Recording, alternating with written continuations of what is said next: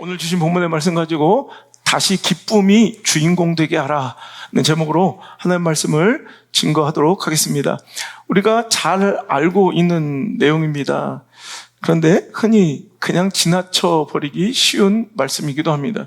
오늘 이 어린아이 같은 신앙, 천국의 주인공 되는 이 어린아이 같은 신앙에 대한 예수님의 권면은 이 복음서에 이 세 복음서에 마태복음, 마가복음, 누가복음에 다 기록되어 있을 정도로 어찌 보면 중요한 예수님이 친히 하신 말씀이고요. 또 이것이 어떤 세상의 복을 받고 못 누리고 뭐 이런 정도의 문제가 아니라 무엇에 관련된 문제예요?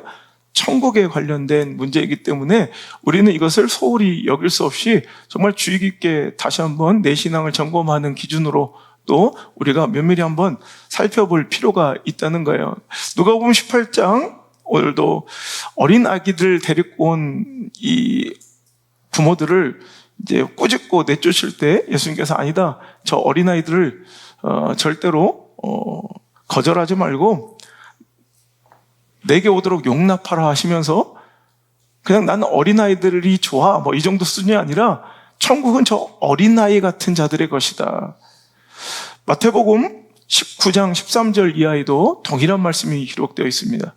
마가복음 10장 13절 이하에도 동일한 말씀이 기록되어 있습니다.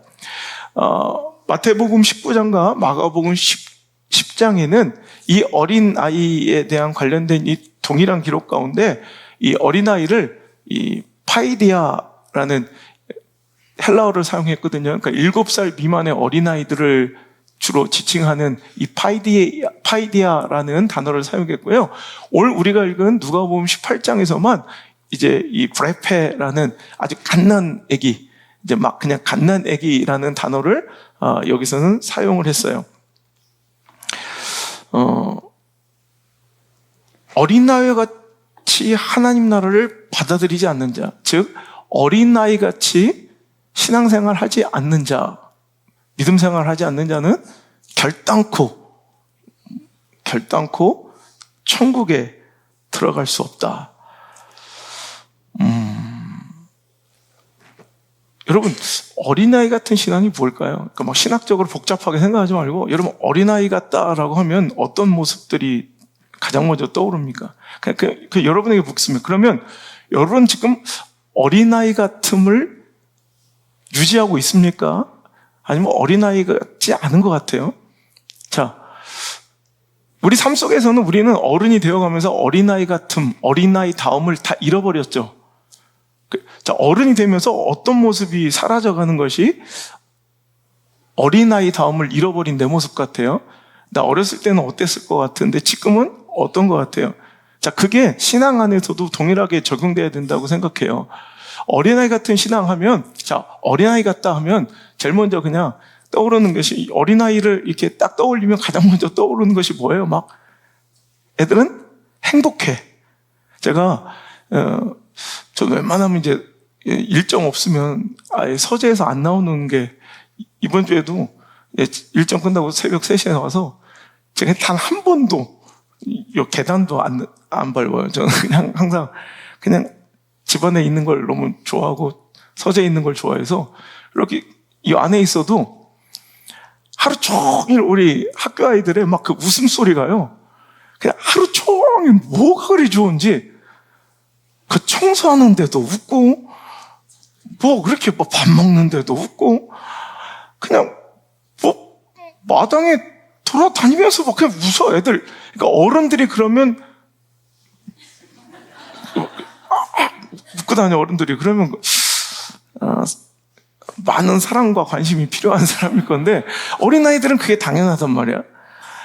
내가 이제 마당에서 이렇게 운동하고 있으면 그 운동하는 소리를 이렇게 듣고 계속 우리 가온이나 우리 하진이가 막 계속 불러. 내가 이제 집안에 있다는 걸 알게 되면 안소성 목사님, 안소성 목사님, 그럼 막 우통 까고 있는데 막 땀을 막 흘렸는데, 그래서 왜? 그래. 목사님 보고 싶어요. 막 그럼 봐. 막 그래. 그럼 막 뛰어다녀. 그냥 애들 그 걔들 보면서 준비한 말씀이야.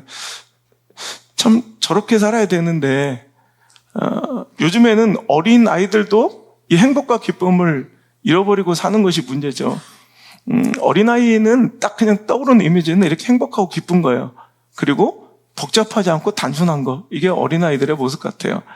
그럼 왜 우리는 기쁨을 잃어버렸고 뭐 이렇게 복잡해졌는가? 자, 이걸 신앙적으로 한번 들어가서 살펴볼 필요가 있는데, 자, 이 기쁨이 없어진 것은 하나님께 대한 신앙적으로 완전한 의존성이 없기 때문에 그래요. 그러니까 오늘 어린아이 같은 신앙의 첫 번째 메시지는 완전한 의존이에요. 요즘에 인사이드 아웃이라는 영화 이제 속편 이제 2가 이제 상영 중인데 굉장히 많은 인기를 끌고 있어요. 애니메이션임에도 불구하고 어른들이 더 많이 보는 것 같아요. 어른들이 많이 보면서 많이 느끼고 뭐 눈물도 흘리고 막 그래요. 그래서 참 공감 가는 대사가 있어요. 그 안에 있는 그 내 감정들이 하나하나 캐릭터로 이제 그려지는데 내 안에 내 인생을 주도하고 있는 내 마음의 이런 감정들이 이제 어떤 역할을 하면서 이 사람의 일생을 이제 이끌어가는 거죠. 그런데 거기서 기쁨이의 대사가 그래요. 어른이 된다는 건 이런 건가 봐. 점점 기쁨이 없어져 가는 거예요. 아이 때는 그냥 마냥 기뻐요. 근데 어른이 된다는 건 이제 사춘기에 청소년기에 접어들면서 그냥 마냥 기뻐하던, 제가 예언할게요. 저 하진이, 저 가온이 중학교 한 2학년 되면 말도 잘 안 할 거고요. 누나는 사회에 대한 어른들에 대한 분노와 적개심으로 가득 찰 거고요. 저 행복했던 웃음소리가 언제 그랬는데 사라져 갈 거예요. 이게 어른이 되는 거래요. 어른이 된다는 건 내 마음을 가장 많이 차지하고 주연으로 활동했던, 내 마음을 가장 많이 이제 장악하고 있었던 기쁨이라는 존재가 점점점 그 할 일이 없어지고 그 대신 등장하는 게 불안이에요. 불안이라는 애가 나와서 기쁨을 몰아내는 거예요. 이제 불안이가 나와서 그냥 막 내 안에 걱정과 근심을 막 쌓아가게 만들어요. 자, 이게 무엇을 의미하는가? 제가 늘 얘기하죠. 나이 든다는 건 감격과 기쁨이 사라진다는 거라고. 제가 설교 시간에 굉장히 많이 언급하는데 나이 드는 건 별거 아니에요. 기쁨이 사라져가고 감격이 없어지는 거예요. 여러분 여고 시절, 제가 얘기하죠. 여고 시절에는 낙엽만 굴러가도 행복, 상황, 처지, 형편이 지금보다 훨씬 더 좋아서가 아니라 그냥 내 안에 가장 활동을 많이 하고 있는 감정이 기쁨이야. 그 낙엽만 굴러가도 그냥 그거 보고도 웃을 소재가 되는 거야. 그죠? 여고생들 맨날 막 낙엽만 굴러가도 막 그러고 청소하다가도 뭐 거미 하나만 나와도 막 웃고 그냥 낙엽만 굴러가도 저렇게 해맑게 웃던 사람들이 나중에 나이가 들면 지 남편이 굴러가도 전혀 반응을 안 해. 뭐 남편이 굴러가도 그냥 이렇게 눈알 막 끔뻑끔뻑 하니 그게 늙은 거야, 이제. 여러분, 신앙이 그런 거예요. 왜 내 삶에, 내 신앙은 기쁨이 없는가? 여러분, 불안이 이제 기쁨 대신 내 안을 차지하기 시작한 거야. 우리 가정을, 내 신앙을, 내 삶을 기쁨이 대신 불안이라는 애가 가장 많이 장악하고 있는 시기가 이제 어른이 되어 간다는 거예요. 어른이 되면 굉장히 걱정이 많아요. 근심이 많아요. 무엇을 먹을까? 무엇을 입을까? 하며 자기가 뭔가를 해야지만 된다고 생각하며 그러니까 뭔가 미래를 걱정하고 계획하는데 시간을 굉장히 많이 쏟으며 그것이 굉장히 자기가 열심히 살아가고 성실히 살아가고 있다 생각하며 내 마음은 어두운 순간 기쁨은 사라진 채 어두운 그늘만 가득하고 근심과 걱정과 여러분 한숨만이 내 삶을, 내 하루를 가장 많이 차지하고 있더라는 거예요. 웃음소리가 넘쳐났던 내 입술은 한숨소리로, 내 안에 기쁨과 막 행복에 샘솟았던 내 마음은 어느덧 불안과 걱정과 수많은 염려들로 가득가득 차곡차곡 채워져 있다는 거죠. 이런 우리 신앙도요, 어린아이 같은 신앙은 바로 내 안에 기쁨이 왕성하게 활동하고 아직도 불안, 근심, 염려, 걱정보다도 그냥 행복과 기쁨이 넘쳐야 되는 거예요. 그 기쁨의 원천은 무엇이냐? 완벽한 환경, 완벽한 처우, 완벽한 준비, 그 안정감에서 나오는 기쁨이 아니라 그 모든 것을 허락하실 수 있는, 나를 가장 사랑하시고 가장 안전한 길로, 가장 선한 길로 인도하실 내 아빠, 아버지 하나님에 대한 완전한 신뢰, 여기서 오는 기쁨으로 가득 찬 사람들이 바로 어린아이 같은 신앙이라는 거예요. 그래서 여러분, 믿음은 신뢰예요. 신뢰. 우리가 예수님을 믿는다는 것은 그분을 신뢰한다는 거예요. 그 신뢰에서 비롯되는 것은 바로 의지예요. 내가 하나님을 믿으면, 그분을 진정으로 신뢰하면 그분을 완벽하게 의지할 수 있어요. 그분에게 완벽하게 확실하게 의존할 수 있어요. 그래서 여러분, 어린아이들과 캠프에서 부모하고 자식 가는 캠프 가서 이 심리상담이나 가정에 문제 있는 사람들 이렇게 하는 이 캠프 같은 거에서 가장 많이 하는 게 이 절대 신뢰, 절대 의존성에 대한 이 실험이에요. 그래서 아이들 이렇게 세워놓고 네 아빠가, 네 엄마가 네 등 뒤에 있어. 그냥 편안하게 뒤로 넘어져 보렴 하면 애들은요, 하고 넘어가요. 그럼 딱 뒤에 잡아주죠. 어른들한테 당신 아내가 뒤에서 당신 남편이 뒤에 있어. 넘어가. 그러면 아이씨, 절대로 확 엎어. 이게 신뢰, 이게 의존이야, 의존. 완벽한 의지, 완벽한 의존은 완벽한 신뢰에서 비롯될 수 있다는 거예요. 이것을 우린 신앙은 믿음이라고 그래요. 믿음. 이런 믿음은 이런 거예요. 완벽한 의존. 근데 그것이 점점점 사라지기 시작하는 게 이제 어른 같은 신앙. 어른 같은 신앙은, 어른 같은 신앙이 되게 성숙하고 성장하는 긍정적인 면이 아니라 여기서는 오늘은 부정적인, 뭔가 때묻은 어린아이의 순수함을 잃어버린 이 신앙을 오늘도 의미한다면, 이 어른처럼 변모되고 변질되어가는 이 신앙은 자꾸 하나님을 확실히 믿지 못해. 하나님을 믿는다 하면서도 이제 하나님보다 뭔가 내 삶을 더 안정적으로 안전하게 지켜줄 다른 것들을, 그 대체제들을 찾고 구하기 시작해요. 이게 어른 같은 신앙이에요. 이게 어른 같은 교회, 이게 어른 같은 목회가 될 수 있다는 거예요. 이건 굉장히 성숙하고 긍정적인 면에서 어른 같다는 것이 아니라 신앙의 오염과 믿음의 변질이 갖고 온 어찌 보면 괴물 같은 신앙이에요. 그래서 이 모습을 신랄하게 예수님께서 비판하시며 책망하시고 꾸짖는 장면이 마태복음 6장이죠. 너 뭐 이렇게 걱정과 염려가 많냐? 네 안에 왜 이렇게 불안이 그렇게 많냐? 너 기쁨 어디 갔어? 하나님 나라는 천국은 막 기쁨이에요, 기쁨. 근데 그 기쁨은 온데간데 없고 어느 순간 우리 교회를, 우리 신앙을, 우리 사역을 가득히 채우고 있는 건 걱정, 근심, 염려, 불안, 인간적 기획과 분석과 뭔가 준비와 대비와 회의로 가득 차 있는 교회들. 교회가 조금, 여러분 좀 어리숙하면 어떻고 또 완벽하지 않으면 어때요? 교회가 무슨 경영입니까?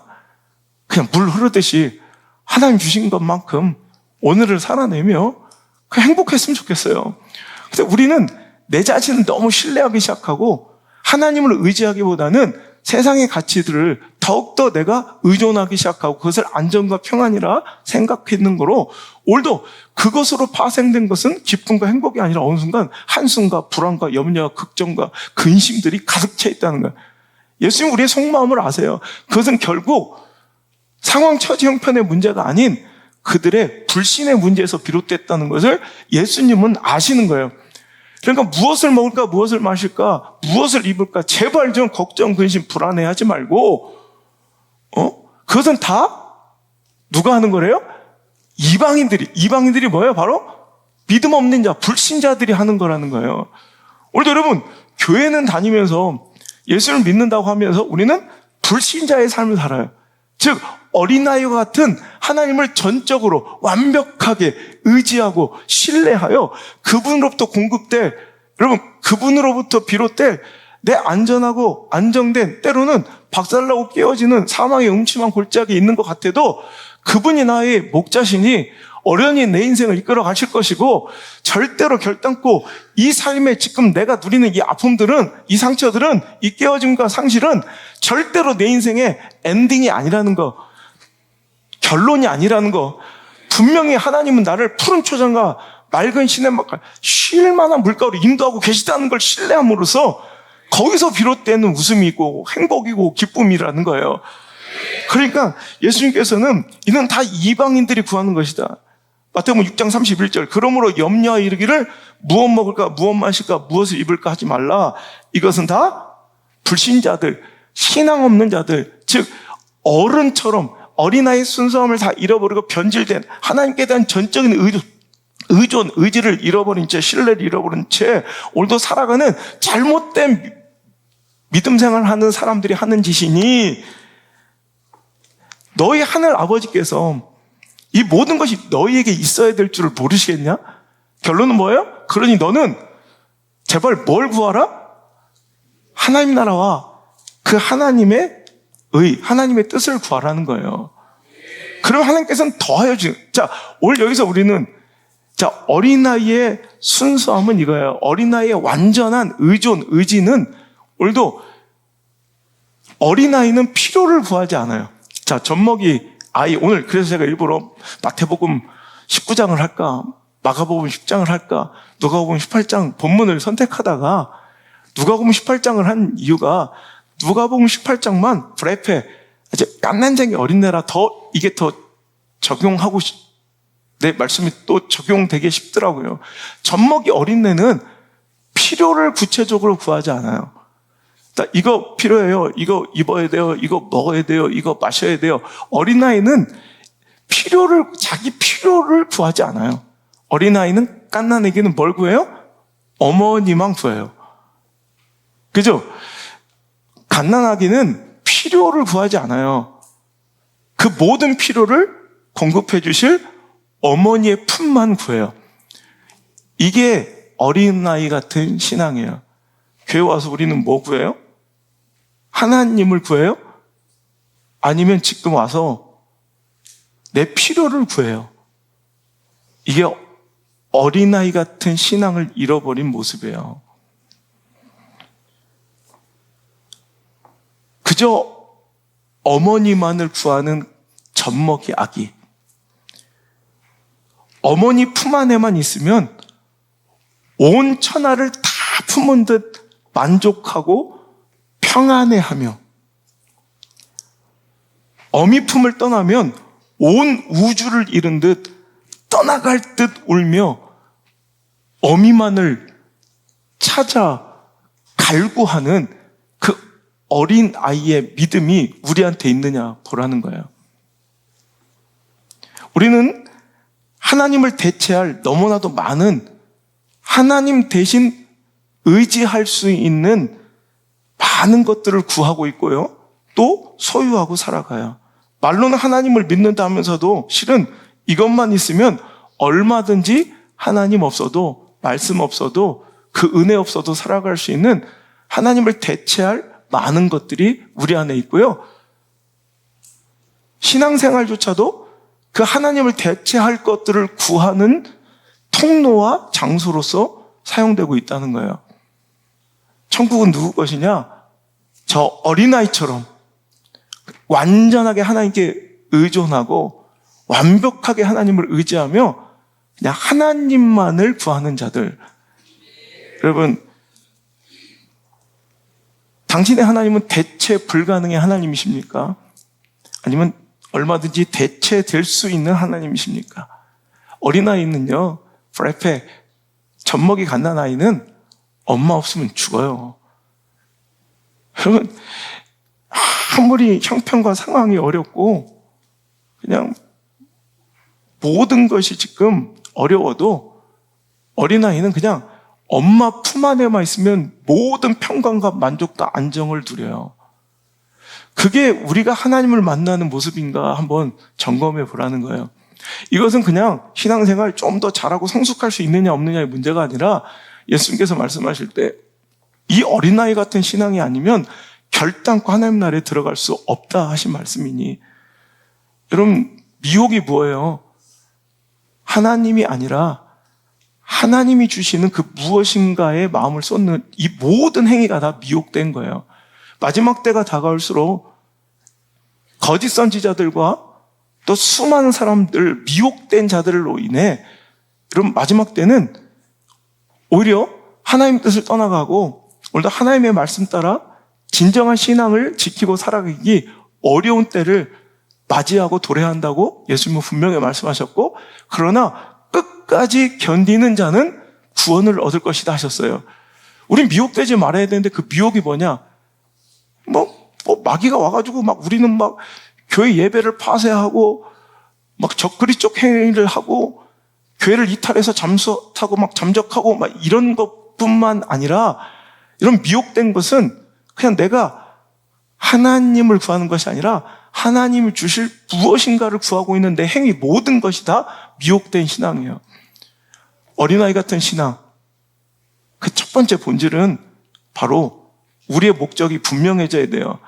하나님만을 구하는 거예요. 이거 완전한 의지, 젖먹이 어린아이. 그러니까 하나님은요,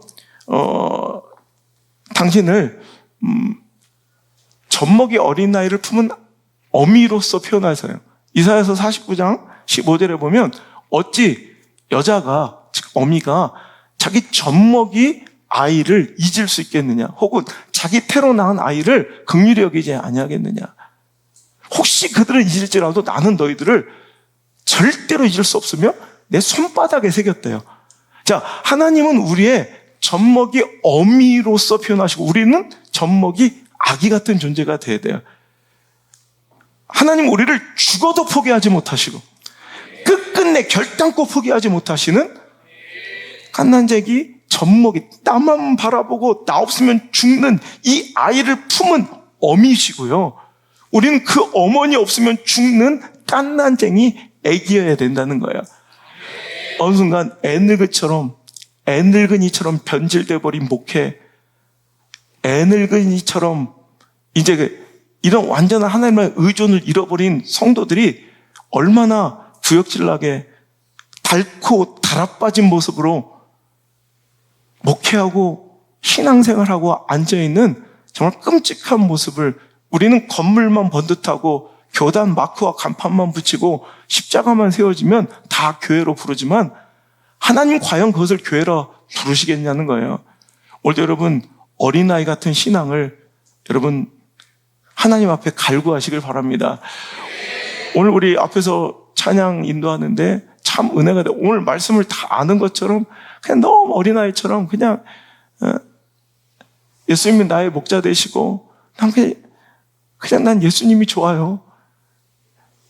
정말 이 복잡하고 분주해진 삶과 신앙생활 가운데 정말 무뎌진 이 내 마음과 시선이 주님을 바라볼 수 없으니 주님 참된 믿음 달라고 간구하는 그 고백들이 오늘 저와 여러분의 고백 돼야 돼요. 그 믿음이 없이는 안 된다는 거예요. 그 믿음이 없이는 절대로 안 된다는 거예요. 그 어린아이 같은 완전한 하나님을 의지하는 그 믿음 없이는 안 된다는 거예요. 엄마가 없어도 되는 아이가 있어요. 롤렉스 채워주면 엄마 한 2달 안 봐도 돼요? 젖먹이 애기가 남양분야에서 평생 저 뛸 때까지 분유 공급해준다면 그래요? 그래 엄마 없어도 돼요? 이래요? 엄마 없어도 되는 젖먹이 아이는 없어요. 엄마가 온 우주예요. 엄마가 온 세상이에요. 엄마가 나의 온 인생의 목적이에요. 그걸 부정할 수 없잖아요. 그럼 우리도 과연 그런 거냐는 거예요. 교회가 그냥 어떤 내 필요와 내 요구를 좀 더 관철시켜주고 도와주는 그런 비서적인 역할이나 어떤 도구와 통로로 사용되고 있다는, 절대로 그건 진정한 아름다운, 정말로 내가 하나님을 믿는 자들이 아닐 수 있다는 거죠. 말로는 하나님을 믿는다 주님을 주여 하면서도 실은 하나님 없어도 충분히 내가 의지할 수 있는 내가 주인 삼을 수 있는 대상들을 마음속에 품어가며 미혹되어 돈, 사람, 권력, 즉 물질, 관계, 세상의 권세만 있으면 언제든지 보란듯이 하나님을 경외하고 하나님을 의지하고 하나님의 말씀을 존중하는 것을 다 버려버리고, 여러분, 하나님을 경외하지도 않고 하나님을 의지하지도 않고 하나님의 말씀을 존중하지도 않는 교만해져 버린 우리들의 모습을 본다는 거죠. 그러다가 그것을 하나님께서 깨트리고 박살내면 그제서야 또 찾아와서 하나님을 구해야 되는데, 그때도 또 다시 하나님이 목적이 아닌 하나님께 나와 내가 또 의지할 그것을 달라고 기도하고 있는 거예요. 여러분, 그때조차도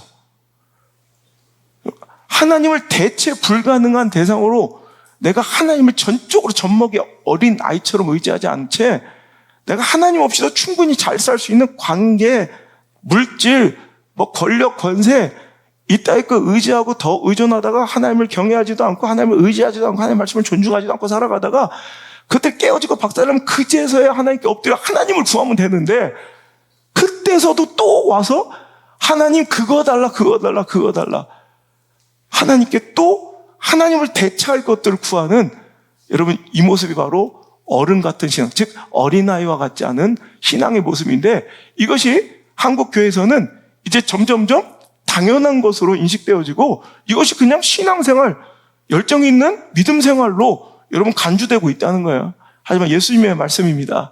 그것도 여러분 이 마태, 마가, 누가복음 이 세 복음서에 동일한 말씀을 기재하시고 기록하실 만큼 하나님께서 중요하게 생각하시는 신앙의 기준이고 모델입니다. 어린아이 같은 신앙, 완전한 의존성, 완벽하게 하나님을 의지하는 그 신뢰, 그것으로 내 안은 하나님 때문에 기뻐하고 하나님 때문에 만족하고 하나님 때문에 행복한 우리들의 삶이 정말 우리 신앙 가운데, 그래서 오늘 말씀의 제목이 그래요. 다시 내 안에 불안이 내 마음을 가장 많이 차지하고 있는 캐릭터였다면 이제는 다시 기쁨이가 우리 교회, 여러분 가정에, 우리 신앙에, 저의 목회에 가장 이 주된 역할을 감당하는 주인공이 될 수 있도록, 다시 기쁨이 충만하도록, 기쁨이 내 인생과 내 신앙의 주인공 될 수 있도록 불안, 염려, 근심 버려버리고, 그건 어떻게 버려요? 내가 버린다 서던하면 되는 게 아니라 하나님을 전적으로 의존하고 하나님을 어린아이처럼, 젖먹이 아이처럼 전적으로 의지할 때 생겨나는 그 참된 평을 가지고 정말 제발 신앙생활이 좀 행복했으면 좋겠습니다. 두 번째로, 여러분, 어린아이 같은 신앙이라는 것은 단순한 거예요. 아주 순전함과 순수함을 여러분 가장 먼저 떠올릴 수 있어요. 어린아이들은 복잡하지 않아요.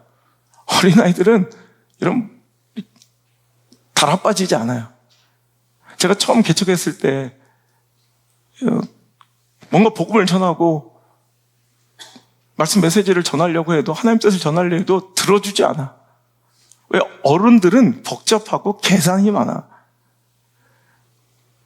이 재단에 선포되는 말씀이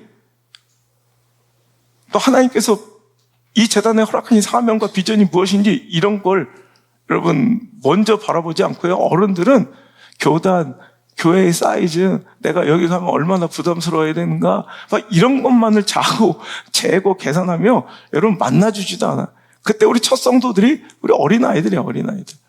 그 애들은 성도 한 명도 없는 개척교회, 전도사 교회 정말 겁없이 와줘요.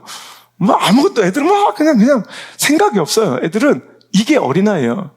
하나님 앞에 어떠한 계산도 없이, 복잡함도 없이, 여러분 그냥 아주 단순하고 순수한 신앙들. 여러분, 이것이 정말 우리한테, 오늘 우리가 여기 나와서 우리들의 기도 제목과 풀어져야 될 산적한 문제들, 여러분 삶의 복잡한 이런 거보다도 정말 하나님께 간절히 구해야 될 것은 하나님 향한 나의 순수함, 이거 잃어버리지 않게 해달라고. 올 여름 이거 정말 간절히 기도하고 가도 오늘 이 예배는 충분히 당신의 인생에, 당신의 신앙에 충분히 유의미하고 가치 있는 시간이 될 줄 믿습니다. 여러분, 베드로전서 2장 1절 2절의 말씀을 보면, 자, 함께 읽겠습니다. 시작. 그러므로 모든 악독과 모든 갓난 아기들 같이 순전하고 신령한 젖을 사모하라. 이는 그로 이르도록 자라게 하려 함이라. 자, 여기도 이 말씀입니다. 어린아이 같이 돼야 우리 믿음이 아름답게 성장하고 구원에 이를 수가 있다는 거예요. 여러분, 그런데 오늘 말씀 보세요. 자, 이 말씀 속에서, 자, 2절, 갓난아기, 오늘, 그죠, 브레페예요, 이게. 갓난아기, 젖먹이 아기. 이 갓난아기들, 자, 요 말씀이 갓난아기들 같이, 어떻게? 순전한 것일까요? 요 말씀의 해석이, 여러분, 이게 한글 번역할 때 좀 약간 이게 혼란함이 있을 수 있는데, 여러분, 영어 성경을 보면 아주 명확해요. 여러분 성경에도 평김에, 자, 갓난 아이들 같이, 여기 나오죠? 여기다 컴마, 쉼표를 하나 찍어 놓으세요. 이래야, 나중에 헷갈리지 않아요. 자, 갓난 아기들 같이, 에다 컴마. 순전하고 신령한 젖을 사모하라. 그러니까, 자, 우리 거의 대부분의 목사님들이 갓난 어린아이 같이 순결하고 신령한 젖을 사모하라. 이렇게 가르쳐요. 근데, 여러분, 영어 성경, NIV 성경만 봐도, like newborn babies 하고 컴마가 딱 찍혀 있어요. 그러니까, 마치 newborn babies, 막, 갓 태어난 어린 애기들처럼, 예, 여기서 끊어지는 거예요. crave, 갈망하라, 갈구하라. pure spiritual milk. 그러니까 아주 순결하고 영적인 milk, 그 젖을 사모하라는 거예요. 이해가 되세요? 어린아이 같이 순결하고, 우린 여기서 항상 끊었다고, 그죠? 근데 아니에요. 어린아이 같이 어떤 밀크? pure, 순결하고 spiritual, 영적인 밀크. 두 개가 다 밀크를 받는 거예요. 됐다 할 때 끊어요. 뭐 그런 게. 그러니까 오늘 이거예요. 오늘 어린아이 같은 신앙은 뭐예요? 되게 순수하고 영적인 젖만을 먹고 사는 거예요. 그게 어린아이예요. 여러분, 어른들은 이제 조금 자라나고 어른이 되면, 막 강한 것도 먹고, 독한 것도 먹고, 막 그냥 몸에 안 좋은 것도 먹고, 탄산도 먹고, 강한 향신료도 먹고, 약간 상한 것도 먹어요. 상한 거 못 드세요? 막 이러잖아. 제가, 언제, 하여튼, 집회를 하는데, 이번 주, 거의 이틀 동안을 밥을 못 먹었어요. 금식하고. 근데 딱 모든 일정 끝나고, 여기 새벽 3시 반에 이렇게 다시 돌아오는데, 와, 막 아침부터 막 집회하고 또 도착하자마자 샤워만 하고 또 집회하고 막 나중에는 막 정장이, 수트가 완전히 다 흠뻑 젖어가지고, 호텔에 잠깐 들려가지고, 스타일러에 이렇게 옷을 해놓고 샤워만 막 땀만 씻고 나가려는데 스타일러가 다 안 돼서 다시 건조 중인 것을 그냥 열고 시간이 안 돼서 축축한 걸 입고선 또 저녁 집회를 하고 이렇게 내려와야 되는 상황이 됐어요. 살이 막 쭉 빠져가지고 살이 이번 주에 한 4, 5kg가 빠진 것 같아요. 그래서 딱 내려오는데 나는 하루 종일 새벽부터 나와서 이 밤까지 집회 나중에 어질어질 하더라고. 집회 딱 끝나고 타는데 마지막에 막 또 사인을 막 해주는데 한 성가대 대원이 손에 은박지 호일로 싼 이렇게 김밥을 들고 있는데 그게 너무 먹고 싶은 거야. 그래서 사인해주면서 그거 김밥이에요? 그래서 성가대에 이제 직장 끝나고 오면 연습할 시간 집에 들 시간 없으니까 이렇게 나눠줬는데 자기는 생각이 없어서 안 먹었나 봐. 그거 저 좀 줄래요? 근데 얼마나 배고프든지 내려오는데 그걸 까가지고 이제 딱 먹는데 이게 낮에 산 거라 저녁 집회 끝나고 한 11시쯤에 이제 이렇게 인천 영종도에서 출발을 하니까 시간이 꽤 된 거예요. 10시가 넘은 이 시간에 먹으니까 뭔가 시큼해요. 이렇게 그런데 너무 배고픔이 크니까 이걸 그냥 상했는데 그냥 먹는 거야. 내려서 또 한동안 또 이틀 동안 얼마나 또 설사를 했는지 몰라요. 어른이 되면 약간 독한 것도 먹고 질긴 것도 먹고 막 그냥 탄산도 뭐 몸에 안 좋은 거 콜라도 먹고 상한 것도 그냥 먹어. 아깝다 요플레 뭐 더러운 것도 먹어. 그냥 3초 하나 둘 셋 탁 먹죠. 그냥 뭐 어른 되면 그래도 돼. 그런데 우리 깐난쟁이 애기한테는 안 그러잖아. 최소한 5살은 넘어야 흘린 거 주워 먹이죠. 우리 교회는. 그죠? 근데 깐난 애기는 순결하게 조금 더 간이 되어 있으면 안 돼. 야, 이 정도가 뭐 이러지 않아요. 깐난 애기는 그냥 아주 순수한, 그죠? 엄마의 젖 내지는 그냥 간이 되어 있지 않은 아주 뭐 그냥 분유 내지는 그 이유식 외에는 아무것도 깨끗한 퓨어한 정말 순수한 것만 먹잖아요. 우리 신앙이 이래야 될진데 어느 순간부터 우리의 신앙은 너무 복잡해졌어.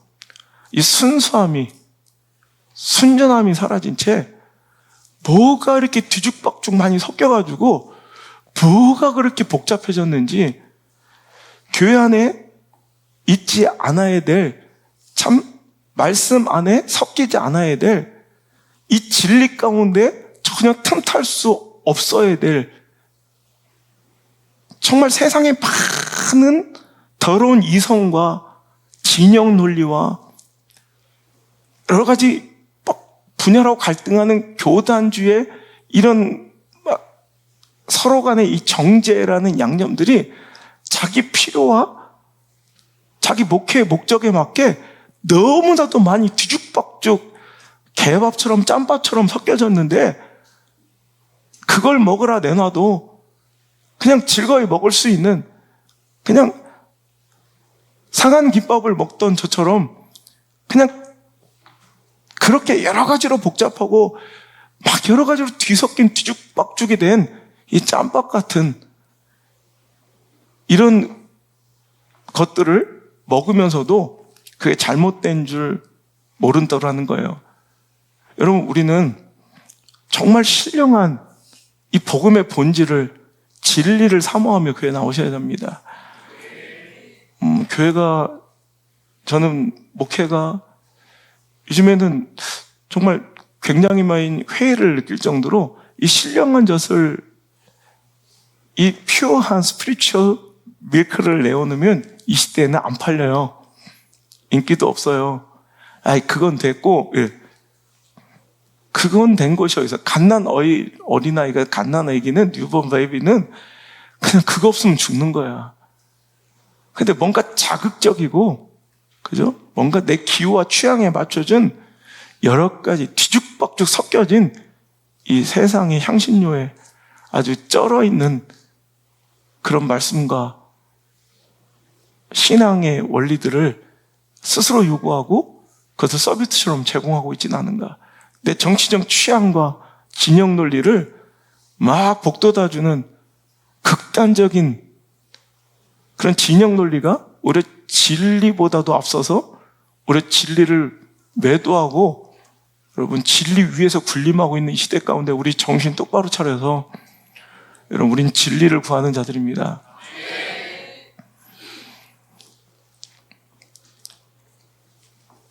순전한 말씀만을 사모하고 그 진리를 쫓아 그거 하나면 만족하는 뉴본 베이비스, 갓난 어린아이 같은, 우리 다른 것 조금이라도 섞이면 그냥 토해내고 받아들일 수 없는 정말 순결한 이 세대를 본받지 않냐고, 정말 하나님 기뻐하시고 하나님이 선하시고 온전한 뜻이 무엇인가만을 탐구하고 갈구하는 크레이브, 오히려 그것만을 갈망하는 그런 멋진 신앙의 공동체로서 좀 별종 같아도, 손가락이 상해도, 시대 가운데 인기 없어도, 시대적 제세와 유불리에는 조금 좀 뒤처지고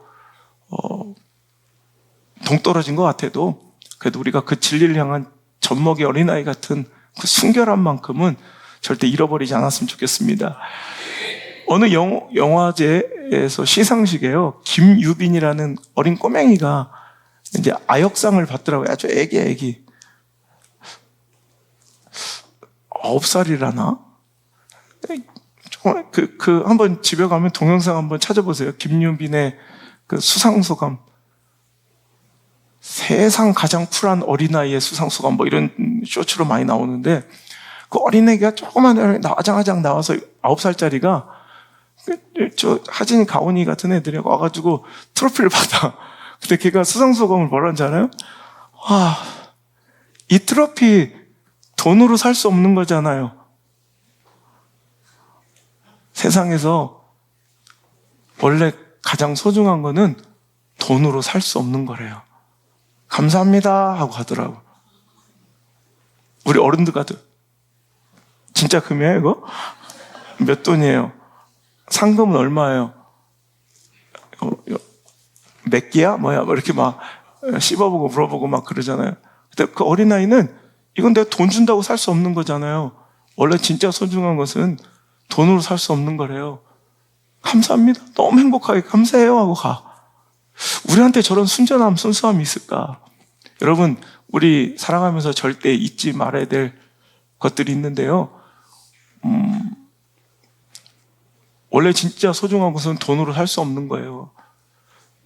여러분, 우리가 이것을 찾고 있고, 우리 신앙도 마찬가지예요. 그 본질을 잃어버린 채 무엇이 진짜 중요한지를 어린아이들보다 알지 못한 채 똑똑한 척하고 살아가는 좀 썩어빠진 정신의 목사와 성도들은 되지 말아야죠.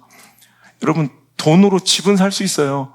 근데 우린 이것을 행복으로 생각하고 이것을 목적으로 막 신앙생활해요. 돈으로 집은 살 수 있지만 가정은 살 수 없어요. 돈으로 침대는 살 수 있지만 잠은 살 수 없어요. 돈으로 음식은 살 수 있지만 돈으로 식욕은 살 수 없다는 거예요. 돈으로 명의, 좋은 의료 서비스, 의사는 살 수 있지만 건강은 살 수 없다는 거예요. 돈으로 보험은 들 수 있지만 안전은 보장받을 수 없다는 거예요. 아, 미안해요, 보험쟁이들. 근데 여러분 그렇잖아요. 근데 우리는 그냥 그게 목적이야, 지금 다. 돈으로 살 수 있는 것들이 내 욕구와 내 니즈와 그냥 내 욕망의 그냥 정점에 다 돈으로 살 수 있는 것만 쫓아다니는. 하지만 순수함은 뭐예요? 돈으로 할 수 없는 진짜 소중한 것들을 소중함으로 알고 있는 그 어린아이 같은 순수함이 나는 너무 그립고 그리운 시대. 여러분, 그래서 세상 사람들이 교회에 별로 기대를 갖지 않고요. 교회 안에서도 서로가 서로 안에 사람에 대한 기대치가 좀 너무 떨어지지 않아요? 목사에 대한 기대치가 떨어지지 않아요? 뭐 저도 그런데요. 뭐 성도들에 대한 기대치가, 사람에 대한 기대치 자체가 떨어지는 이유가 뭔지 알아요? 교회나 세상이나 똑같으니까 그래. 세상이나 교회나 가봤더니 뭐 똑같은 거야. 똑같아. 다 돈으로 살 수 있는 그 본질이 아닌 것들을 추구하며 모여서 희덕거리면서 그냥 하나님 팔아 장사하고 내 욕망과 내 욕구와 내 욕심을 채우는데 하나님을 필요로 하는 그 모습이 뭐 세상에서 다른 것을 의지해서 그 똑같은 목적지를 향해 가는 자기들과 전혀 다름이 없으니까 여러분, 교회에 대해서 이 시대와 세상은 신뢰하지 않고 별로 기대치가 없는 거예요. 오늘 여러분, 우리는 세상이 알 수 없는, 세상이 볼 수 없는 그 진정한 가치를 알고 본 자들이고, 여러분 그것을 누리는 자들이라는 거 잊지 말고 여기 와서 뭐 해야 돼요? 이런 어린아이처럼 정말 신령하고 정말 순결한 것들, 그것을 갈구하고 크라이브 갈망하는 좀 그 아름다운 좀 구별된 모습은 교회 안에 좀 있어야 되지 않겠는가 이 말입니다. 그죠? 세 번째로 오늘 이 어린아이 같은 신앙, 천국의 주인공 어린아이 같은 신앙의 전통적인 이런 세 가지 해서 뭐 이런 거예요. 이렇게 완전한 의존성이 있어야 된다. 또 순수하고 순결해야 된다. 그리고 마지막 가장 중요한 게 오늘 제가 누가복음을 또 본문으로 삼았던 또 다른 이유 중에 하나인데, 어린아이들의 신앙의 특징은 바로 겸손함이에요. 겸손함. 오늘 이 말씀이요, 누가복음에서 어떤 말씀의 흐름 가운데 나오는지를 우리가 한번 살펴보려면, 자, 그 윗절을 한번 볼게요. 자, 9절부터 한번 읽어볼게요. 시작. 또 자기를 의롭다고 믿고 다른 사람을 멸시하는 자들에게 이 비유로 말씀하시되. 자, 이거 중요한 거예요. 자, 이 두 사람이 시작. 기도하러 성전에 올라간, 하나는 바리새인이요 하나는 세리라. 바리새인은 서서 따로 기도하이르되, 하나님이여, 나는 다른 사람들 곧 토색, 불의, 간음을 하는 자들과 같지 아니하고 이 세리와도 같지 아니함을 감사하나이다. 나는 일에 2번씩 금식하고 또 소득의 11조를 드리나 하고, 세리는 멀리 서서 감히 눈을 들어 하늘을 쳐다보지도 못하고 다만 가슴을 치며 이르되, 하나님이여, 불쌍히 여기소서, 나는 죄인이로소이다 하였느니라. 내가 너에게 이르노니 이에 저 바리새인이 아니고 이 사람이 의롭다 하심을 받고 그의 집에 내려갔느니라. 무릇 자기를 높이는 자는 낮아지고 자기를 낮추는 자는 높아지리라 하시니라. 이 말씀 뒤에 어린아이 같은 신앙 이야기가 나오는 거예요. 자, 오늘 바리새인들은 자기의 의로움을 주장하며 다른 사람들을, 그 신앙을, 그의 삶을 비난하기를 주저하지 않는다는 거예요. 자기를 의롭다고 믿고 다른 사람들을 멸시하기를 그들은 머뭇거리지 않는 사람들이라는 거예요. 자기들은 행위로는 굉장히 만족스럽고 다른 사람 보기에도 열심처럼 보이는데 그 안에 뭐가 없다는 거예요. 자기가 죄인이라는 거예요. 자기가 죄인이라는 것은 바로 하나님의 그 은혜로만이 살 수 있다는 것을, 그래서 하나님께 긍휼을 구하고 은혜를 구하는 이 세리의 마음이 없었다는 거예요. 결국 15절부터 시작된 이 어린아이 같은 신앙이, 어린아이 같은 마음은 결국 세리 같은 마음과 일치하고요. 이 세리 같은 마음은 하나님께 자기의 쟁취, 노력과 열심으로 쟁취하는 것이 아니요, 하나님의 긍휼로 말미암아 허락하신 은혜의 선물로 구원받는다는 것을 알고 그저 하나님께 나는 죄인입니다, 은혜를 베풀어 주세요, 감히 하나님을 쳐다도 못 보고 오늘도 하나님께 긍휼과 불쌍히 여김을 구하는 자들, 그들이 의롭다함을 받고 돌아갔다는 거예요. 오늘도 여러분, 어린아이 신앙은 무엇이냐면, 이런 종교의식과 관습에 쩔어가지고 오늘도 나의 신앙을 과신하고 맹신하며 나를 의롭게 여기고 다른 사람들의 신앙을 여러분 멸시하는 우리들 안에 이 교만이 없냐는 거예요. 즉 어린아이 같은 신앙은 바로 이 세리 같은 신앙, 겸손한 신앙입니다. 자기를 낮추고 정말 이건 의도적으로 연습하고 학습된 낮춤이 아니라 진짜 자기의 본질을 아는 마음이에요. 나는 하나님 아니면 죽을 수밖에 없는 죄인이라는 것을 인정하는 믿음이에요. 그분의 십자가의 저 은혜 아니면 난 살 수 없다는 고백이에요. 오늘 여러분, 이게 있어야 진짜 교회라는 거예요. 여러분, 우리의 행동과 우리의 의로운 열심들, 종교 생활의 이 막 분주함이 여러분 구원의 보장이 아니라는 거예요. 이게 바로 신앙생활의 본질이 아니라는 거예요. 진짜는 뭐야? 하나님의 은혜로만이 내가 살 수 있습니다. 하나님의 그 사랑과 긍휼만이 저를 살게 하는 유일한 힘입니다. 지금 저는 아무것도 모릅니다. 저는 아무것도 아닙니다. 고백한 이 세리의 절절한 이 겸손한 고백이 우리한테 있어야 되는데, 신앙의 연조가, 신앙의 대수가, 교회의 규모와 사이즈가, 목사의 이 목회의 연륜과 경륜이 어느 순간 하나님을 전폭적으로 의지하는 그 구원의 은혜를 갈망하는 이 모습을 다 뒤로 밀어버리고 오늘도 어느 순간 우리 스스로를 자랑하기 시작하고, 여러분 잘못된 헛된 신앙의 열정으로 오히려 그렇지 못한 사람들을 멸시하고, 오늘도 자기의 가운데 살아가는 바리새인 같은 신앙들은 결단코 천국에 들어갈 수 없다는 거예요. 여러분, 아이의 겸손함이란 본질상 연약함을 인정하는 게 아니라, 그 어린아이는, 갓난아기는 엄마의 사랑과 공급하지 않으면 죽는 거예요. 그러니까 그냥 혼자의 힘으로는 살 수 없고 부모의 품 안에서만 평안할 수 있다는 거예요. 그러니까 하나님의 뜻에 절대 복종할 수밖에 없고 그 품 안을 떠날 수 없는 거예요. 이건 내 선택, 내 의지, 노력이 아니라, 내 행위가 아니라 그냥 그런 거예요. 우리가 여러분, 저 십자가의 은혜 아니면, 예수님의 그 은혜 아니면, 그 구원의 선물 아니면, 여러분, 우리는 절대 소망 없는 자들임을 믿습니까? 그것은 절대 우리의 행위와 노력이 아닌 하나님의 전적인 은혜의 산물임을 믿습니까? 그럼 반드시 신앙 안에 겸손이란 열매가 맺힐 수밖에 없어요. 그럼 목회 안에 겸손이란 열매가 맺힐 수밖에 없어요. 그럼 교회 안에 반드시 겸손의 열매가 보일 수밖에 없어요. 그럼 겸손의 열매가 있는지요?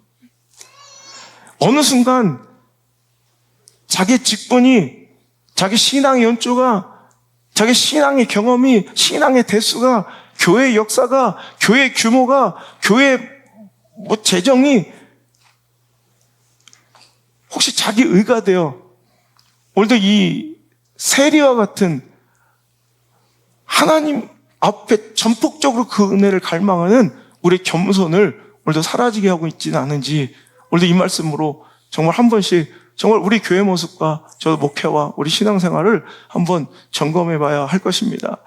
자, 마태복음 19장에도 이 말씀이 동일하게 있다고 그랬죠. 자, 마가복음 10장에도, 마태복음 19장에도 동일한 말씀이 있어요. 19장 13절에 그때 사람들이 예수께 안수하고 기도해 주심을 바라고 어린 아이들을 데리고 오매 제자들이 꾸짖건을, 이건 파이디아, 약간 이건 7살 미만의 어린아이들 얘기예요.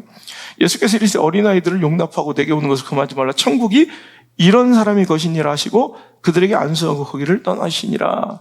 동일한 말씀이 기록되어 있는데요.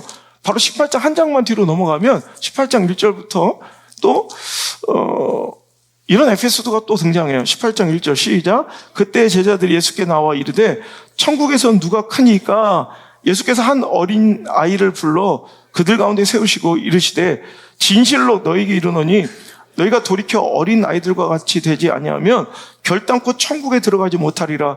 그러므로 누구든지 이 어린아이 같이 자기를 낮추는 사람이 천국에선 큰 자니라.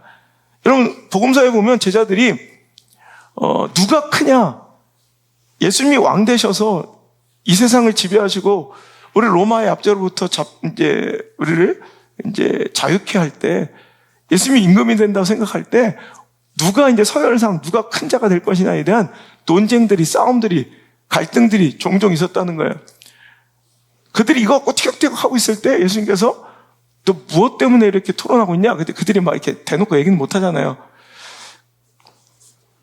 여러 가지 상황상 마태복음의 이 말씀은 그때 예수님께서 그 논쟁들을 종결시킨 말씀이라고 보는 것이 합당한데, 그때 그 제자들의 이 마음의 헛된 세상적, 세속적 이 욕망을 아시고 어린아이 한 명을 딱 불러다 세우시더니 이 어린아이와 같지 아니하면 결단코 천국에 들어가지 못할 것이다. 결단코 들어가지 못한다. 그냥 결단. 이중부정을 통해서 강력하게 경고하시는 거예요. 오늘도 스스로 어린아이가 같이 낮추는 사람이 천국에선 큰 자래요. 자, 오늘 보니까 결단코 18장 3절에 너희가 돌이켜 어린아이들과 같이 되지 아니하면 결단코 천국에 들어가지 못하는데, 그 어린아이 같은 그 신앙이 무엇이냐면 4절에 누구든지 이 어린아이 같이 어떻게 하는 거? 자기를 낮추는 것이 바로 이 겸손이 바로 예수님께서 말씀하시는 어린아이 같은 신앙의 이 본질적 태도요, 모습이라는 거예요. 결국 우리가 잘 알고 있는 것처럼 신앙생활이 무엇입니까? 믿음의 삶이 무엇입니까? 여러분, 신앙생활은 뭐예요? 여러분, 신앙생활은 뭐예요? 예수님 따라가는 거예요. 자, 18장 피신 김에 두 장만 뒤로 넘겨서 16장 보세요. 16장 24절 시작. 이 예수께서 제자들에게 이르시되 누구든지 나를 따라오거든 자기를 부인하고 자기 십자가를 지고 나를 따를 것이니라. 자, 신앙생활, 믿음생활이 무엇이냐? 교회생활 뭐 하는 거냐? 한마디로 이거예요. 우리는 하나님의 은혜로 구원받았어요. 여러분, 이제 여기서 뭐 해야 되냐면 이제 예수님 따라가는 거예요. 예수님 따라가는 길은 자기를 부인하고, 여러분, 십자가를 지고 따라가는 거예요. 그러니까 예수님의 길, 신앙의 길은 결국 무슨 길이에요? 십자가의 길이에요. 자, 이 행위는, 신앙의 이런 행위들은 우리 구원의 조건이 아니에요. 너 이렇게 하는 사람을 구원받아 이게 아니라 우린 이렇게 하는 사람, 이게 구원의 영광의 목적인 거죠. 어떻게 보면 조건이 아니라 이제 우리가 구원받은 자들은 성화되는 걸 목적으로 살아요. 영광으로 살아는 것. 그게 바로 예수님처럼 상황 속에서도 옛날에는 불신앙적 삶은, 거듭나지 못한 삶은 내 유익, 이속 따라 관계의 즐거움과 쾌락과 희락 따라 살아요. 상황 유불리 따라 결정하고 선택해요. 근데 아니라는 거 이제 자기 부인이에요. 상황을 부인하고, 처지를 부인하고, 형편을 부인하고. 여러분, 그렇잖아요. 여러분, 어찌 보면 이 예배가 자기를 부인했기 때문에 있는 자리일 수 있어요. 상황, 처지, 형편, 가능성, 확률 따위를 부정하고 이 자리에 있는 거예요. 그러니 광주에서 이 자리까지, 이 멀리까지 예배드리러 오는 거고, 담양에서 오는 거예요. 대구에서 오는 거예요. 그죠? 여러분, 자기 부인이 있어야 되고, 십자가가 있는 십자가. 결국 십자가를 지고 가야 되는데, 그게 바로 예수님 따라가는 믿음의 길인데, 자, 21절 그 위쪽 보니까, 이때로부터 예수 그리스도께서 자기가 예루살렘 올라가 장로들과 대제사장들과 서기관들에게 많은 고난을 받고 죽임을 당하고 제3일에 살아나야 할 것을 제자들에게 비로소 나타내 알리시는 거예요. 내가 가는 길은 네가 생각하는 저기 황금 마차와 멋진 화려한 궁정과 저 보좌 이런 것이 아니라, 영광이 아니라 실은 내가 고난 당하러 가고 십자가 지러 가는 거야. 2절, 베드로가 예수를 붙들고 항변하여 막 따지고 열받고 막 분노한 거예요. 이르되 주여 그리마옵소서, 이 일이 결코 죽게 미치지 아니하리다. 예수께 돌이켜 베드로에게 이르시되 사탄아 내 뒤로 물러가라. 넌 나를 넘어지게 하는 자로다. 내가 하나님의 일은 생각하지 아니하고 도리어 사람의 일을 생각하는다 하시고, 하신 말씀이 너 진짜 나 따라올래? 사랑하는 성도님들, 묻고 싶습니다. 우리 믿음의 성도님들과 교회들에게도 묻고 싶습니다. 정말 예수님 따라가길 원하십니까? 그러면 자기를 부인하고 자기 십자가를 지고 나를 따라와야 할 것이니라. 이 말씀을 분명히 듣고 행하는 자가 돼야 할 것입니다. 여러분, 이게 바로 예수님의 길을 따라가는, 즉 어린아이 같은 신앙은 자기를 낮추시는 예수님의 고난의 종으로 오신 예수님의 그 길을 따라가는, 여러분, 이 모습이 돼야 된다는 거예요. 자, 그러니까 우리 빌립보서 2장 5절로 8절까지의 말씀에도 너희 안에 이 마음을 품어라. 곧 누구의 마음이요?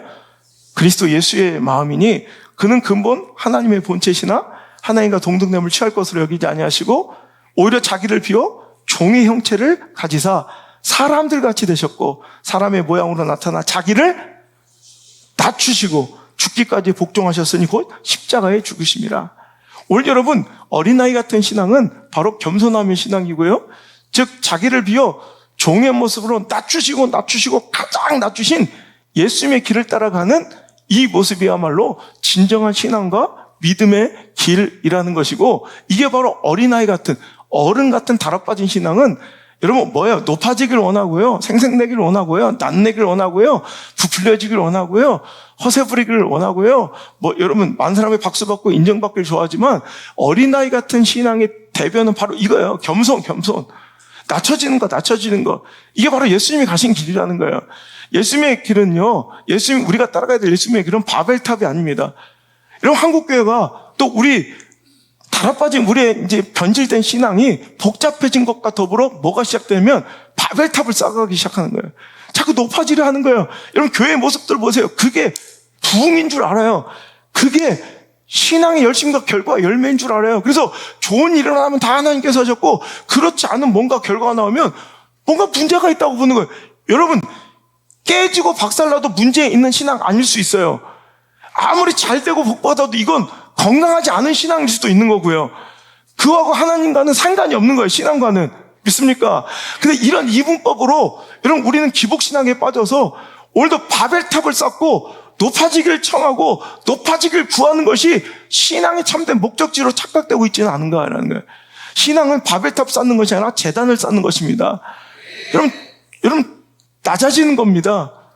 여러분 죽어지는 겁니다. 이게 바로 누가 크냐 서로 싸우고 있는 제자들에게 예수께서 마태복음 18장에 한마디로 결론, 그 논란의 종결, 토론의 종결, 논쟁의 종결이에요. 어린아이 하나 나와라. 전설들이 많더라고요. 이 아이가 나중에 큰 교부가 됐다. 혹은 다음 세대 제자로 훈련받고 있었던 아이다. 어떤 부모를 잃은 고아다. 전설들 많은데 하여튼 어린아이 딱 세우더니 얘같이 돼야 돼. 여러분, 예수님 당시에 어린아이는요, 여자와 함께 사람으로 취급받지 못했던 어떤 성인 남자의 제사몽독에 들어갔을 정도로 여러분 남들은 거들떠 보이지 않았고 어찌 보면 되게 소홀하게 방치될 수밖에 없는 그런 작은 자의 상징입니다. 그 어린아이를 하나 세우시더니 이 어린아이와 같이 되지 않으면 결단코 천국에 들어가지 못하리라 또 말씀하세요. 그러면서 이 어린아이 같은 신앙, 돌이켜야 될 신앙의 모습은 뭐예요? 자기를 낮추는 거예요.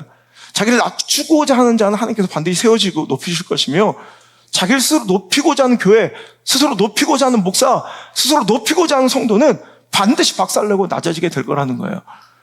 이게 예수님의 약속입니다. 우리는 여러분 무엇을 추구하고 나가고 있는지를 저도 여러분도 좀 점검하고 여러분 무조건 열심과 다른 박질이 좋은 게 아니라 했죠. 방향이 잘못되면 나중에 후회하고 돌아올 정말 한탄과 통곡의 거리라고요. 뛰는 거 중단하고 방향을 다시 한번 점검하고 우리 목적지가 과연 옳은 곳으로 뛰고 있는지 한번 점검하는 신앙을 좀 가졌으면 좋겠어요. 어린아이처럼 뭐가 그렇게 높아지고 뭐가 그렇게 허세요? 뭐가 그렇게 여러분 그 어린아이한테 없는 거 하라고 막 돈을 줘도 안 하는 거. 하지만 어른들에게만 있는 거. 내가 생각해 훅가시 막 아줌마들 뭐 좋다고 막 훅가시를 막 높이잖아. 예은이 훅가시 좀 한번 해볼래? 너 내일 박정숙 미용실 가서 이렇게 한번 볼륨 이렇게 넣어서 애들한테는 그 죽어버리고 싶을 정도. 근데 나 이게 우리 신앙과 목회를 들여다보면 훅가시 바벨탑 같은 목회 신앙생활이 너무 많은 것 같아요. 아이들은요, 자 겸손함은 뭐냐면 자기는 진짜 어미 품을 떠나면 부모의 품을 떠나면 죽을 수밖에 없는 존재임을 알고 그 전적으로 하나님 의지하면서 그 말씀에 복종하고 왜 그 말씀이 그 부모의 관계의 유일한 단서고 끈이거든요. 그 생명불처럼 붙잡는 거, 이 순수함과 이 겸손 또 자기 자신을 헛되이 과장되게 포장하거나 꾸미지 아니하고요. 또 자기 자신을 비하하지도 않아요. 여러분 박영돈 목사님이 이런 얘기 하더라고요. 자기를 학대하고 비하하는 이런 자존감 낮은 열등감의 신앙이 있다면 차라리 교만이 낫다고. 여러분 이거 굉장히 겸손처럼 보이는데 더 더러운 교만이에요. 신앙생활 안에 이런 사람 되게 많아요. 어줍지 않은 교만들, 겸손을 과장하고 포장한 여러분 어줍지 않은 더 극랄한 교만들. 여러분 어린아이들은 그냥 그대로 보여요. 이게 겸손이에요.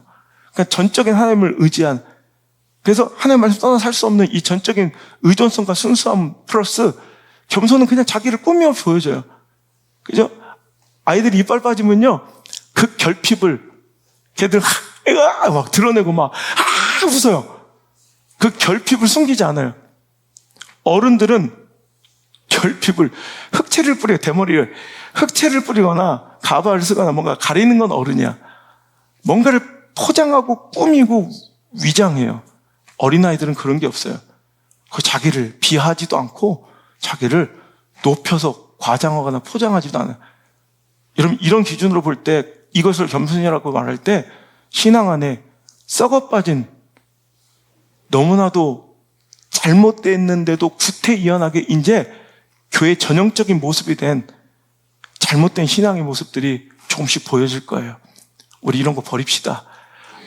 어린아이 같은 신앙 되지 않으면, 즉 오늘도 어린아이 같이 완전한 하나님 의지, 하나님 모습 안 돼. 그리고 순수함과 순결함, 그리고 겸손함, 결단코 천국에 들어갈 수 없다는 예수님의 말씀은 그럴 수도 있고 아닐 수도 있는 것이 아니라 분명한 절대 불변의 약속이시고 선언이시기에 우리는 목숨 걸고 다른 어느 것보다 우리가 와서 구하는 어떤 기도 제목보다 소중하게 이 어린아이가 같은 하나님을 완전히 의존하고 순수하고 순결한 하나님의 진리를 추구하고 주님 앞에 강난 아기처럼 그냥 아무것도 주님 아니면 할 수 없다는 그 모습 속에 정말 주님 앞에 엎드려주고 주님 말씀 붙드는, 또 그리고 자기를 과장하거나 포장하거나 비하하거나 오늘도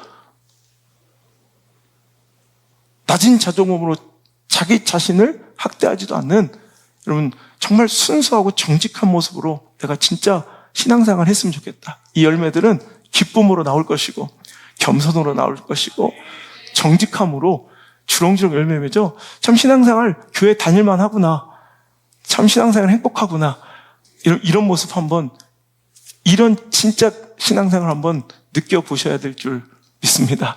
목회도 그렇고 성도도 그렇고 여러분 이 열매가 있어야 돼. 기쁨이가 막 불안이 없어진 거야. 나가면 불안 있을 수 있는데 내 주님 안에서 딴 근심 있으랴. 주 안에 있는 나에게 딴 근심 있으랴. 근심거리는 많죠. 근데 주 안에 있기 때문에라는 전제 안에서 딴 근심 없는 그 불안이 제거되고 우리도 다시 우리 신앙과 내 삶의 영역에 기쁨이가 주인공 되고, 여러분 허접한 위장과 포장, 위선이 아니라 우리도 정직하게 내 삶을 드러내고 우리도 순결하고 순수한 모습으로 정직하게 살아가는 우리 본질을 추구하는 진짜 그냥 어린아이 같은, 보면 아이고 참 이쁘다, 주님께서 보실 때 이런 모습 그냥 느껴지는 교회와 목회 됐으면 충분히 성공한 인생 아닌가. 우리 바벨탑 쌓기 전에 나를 정말 주님께 드릴 수 있는 제단을 쌓는 그런 멋진 교회로, 신앙으로 다시 한번 회복되고 일어났으면 좋겠습니다. 우리 어린아이 같이 하나님께 이번에 매달려 찬양했으면 좋겠으면, 나는 아무것도 아닙니다. 나는 아무것도 모릅니다. 나는 아무것도 못합니다. 나는 살 수가 없습니다. 주님 안 계시면 전 아무것도 아닙니다. 그래서 저는 밤이나 낮이나 당신의 은혜만을, 당신의 긍휼만을 사모합니다. 찬양합시다.